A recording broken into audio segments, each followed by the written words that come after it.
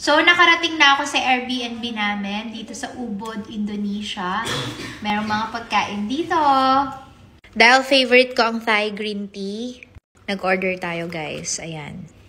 So, dahil yung FYP ko is from Indonesia, ito yung mga na-order ko. Ang udang rambutan, which is, eto. Kala ko rambutan na prutas guys, pero rambutan, ganyan yung tawag nila. And then, yung siomai ayam. Ayan. Chicken siomai yata to. Mi gakoan. Saan na yun? Ito naman yung mi gakoan. Ito yung kanilang stir-fried noodles. And meron pa tayo isa pang drinks, yung lemon. Kainin na natin. Let's go!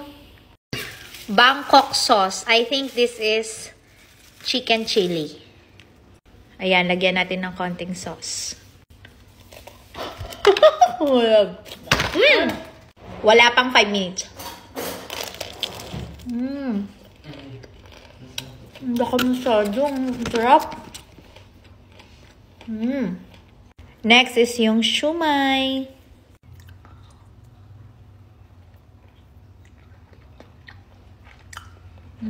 Sarap.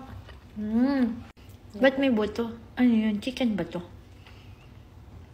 Next, ito naman para siyang, ewan ko, wonton na fried.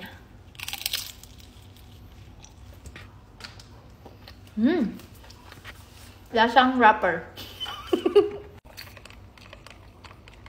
Inom muna ako kasi baka mababilaukan ako. So, ito laging ginagawa ko kapag meron akong bansa na pupuntahan na bago, kumakain agad ako ng kanilang pagkain. Ito hindi ko alam anong lasa.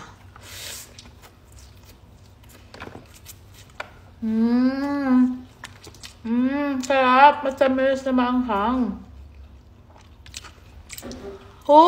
Hang! Para siyang Indomie. Anghang.